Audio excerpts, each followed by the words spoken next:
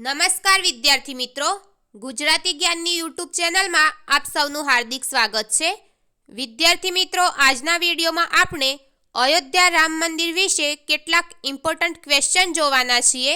વિદ્યાર્થી મિત્રો, આવનારી પરીક્ષામાં રામ મંદિર વિશે એકાદો ક્વેશ્ચન તો અવશ્ય હશે, તો આ વિડીયો તમને પરીક્ષામાં ખૂબ જ ઉપયોગી થશે। વિદ્યાર્થી મિત્રો, વિડીયોને શરૂથી લઈને અંત સુધી જોજો।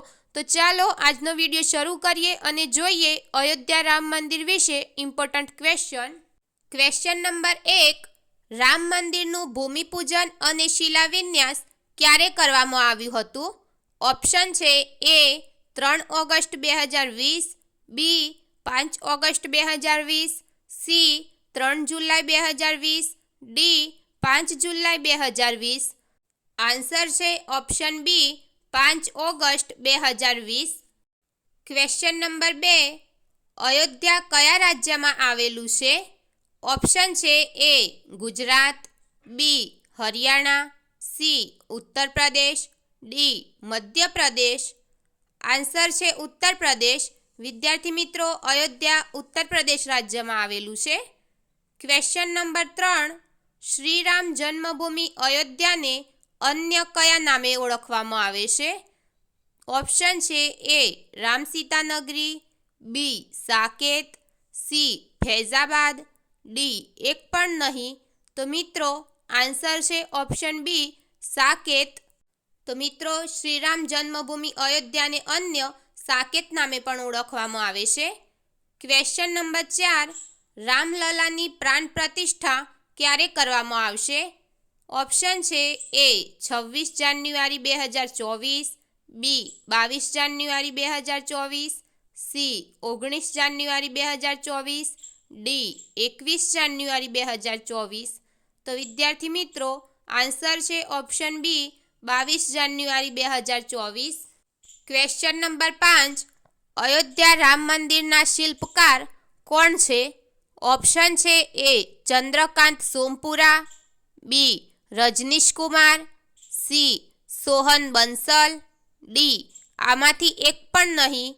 તો વિદ્યાર્થી મિત્રો આન્સર છે ઓપ્શન એ ચંદ્રકાંત સોમપુરા, જે અયોધ્યા મંદિરના શિલ્પકાર છે।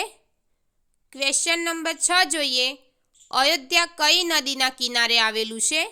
ઓપ્શન છે એ ગંગા, બી યમુના, સી કાવેરી, ડી સરયુ। તો મિત્રો અયોધ્યા સરયુ નદીના કિનારે આવેલું છે। તો આન્સર આવશે option D Saryu. Question number 7, Ram ભગવાનની મૂર્તિની ઊંચાઈ કેટલી છે? ઓપ્શન છે A 51 inch, B 61 inch, C 71 inch, D 81 inch. Answer છે option A 51 inch. Question number 8, Ayodhya Ram મંદિરનું નિર્માણ કઈ કંપનીએ કર્યું છે? ઓપ્શન છે A Adani group, B Tata, C L&T, D એક પણ નહીં। તો વિદ્યાર્થી મિત્રો અયોધ્યા રામ મંદિરનું નિર્માણ L&T કંપનીએ કર્યું છે। તો આન્સર આવશે option C L&T। Question number 9, Ayodhya Ram મંદિર માટે અગત્યની અગરબત્તી બનાવવામાં આવી તે કેટલા ફૂટની છે? ઓપ્શન છે એ 101 ફૂટ, બી 103 ફૂટ, સી 105 ફૂટ, ડી 108 ફૂટ। તો મિત્રો આન્સર આવશે ઓપ્શન ડી 108 ફૂટ।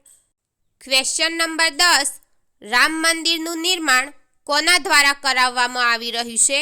ઓપ્શન છે એ કેન્દ્ર સરકાર, બી ઉત્તર પ્રદેશ સરકાર, સી શ્રી રામ જન્મભૂમિ તીર્થ ક્ષેત્ર, ડી એક પણ નહીં। તો મિત્રો આન્સર આવશે ઓપ્શન સી શ્રીરામ જન્મભૂમિ તીર્થ ક્ષેત્ર। ક્વેશ્ચન નંબર 11, નવા રામ મંદિરમાં કુલ કેટલા સ્તંભ છે? ઓપ્શન છે એ 350, બી 372, સી 385, ડી 392। તો મિત્રો નવા રામ મંદિરમાં કુલ 392 સ્તંભ છે। તો આન્સર આવશે ઓપ્શન ડી 392।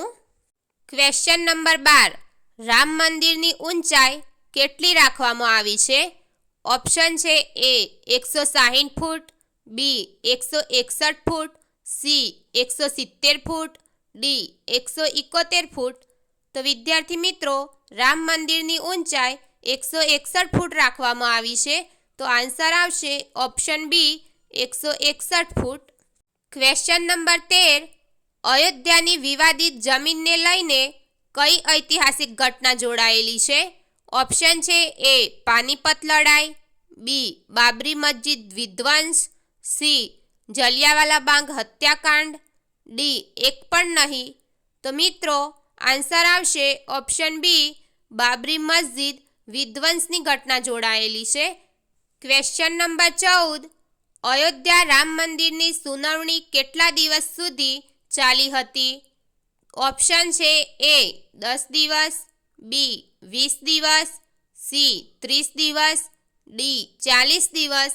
તો વિદ્યાર્થી મિત્રો, અયોધ્યા રામ મંદિરની સુનાવણી 40 દિવસ સુધી ચાલી હતી. તો ક્વેશ્ચન 14નો આન્સર આવશે ઓપ્શન ડી 40 દિવસ. ક્વેશ્ચન નંબર 15, બાબરી મસ્જિદ તોડવામાં આવી ત્યારે ઉત્તર પ્રદેશના મુખ્યમંત્રી કોણ હતા? ઓપ્શન છે એ મુલાયમસિંહ યાદવ, બી યોગી, સી કલ્યાણસિંહ, ડી નારાયણ દત્ત તિવારી. તો વિદ્યાર્થી મિત્રો, બાબરી મસ્જિદ તોડવામાં આવી ત્યારે ઉત્તર પ્રદેશના મુખ્યમંત્રી કલ્યાણસિંહ હતા. તો ક્વેશ્ચન 15નો આન્સર આવશે option C Kalyan Singh. Question number 16, Ayodhya વિવાદના ફેસલા પછી રામ મંદિરના શિલાન્યાસમાં કેટલા દિવસ લાગ્યા? ઓપ્શન છે એ 10 વર્ષ 8 મહિના 17 દિવસ, બી 15 વર્ષ 5 મહિના 17 દિવસ, સી 20 વર્ષ 8 મહિના 27 દિવસ, ડી 30 વર્ષ 8 મહિના 27 દિવસ. તો વિદ્યાર્થી મિત્રો, અયોધ્યા વિવાદના ફેસલા પછી રામ મંદિરના શિલાન્યાસમાં 30 વર્ષ 8 મહિના અને 27 દિવસનો સમય લાગ્યો હતો.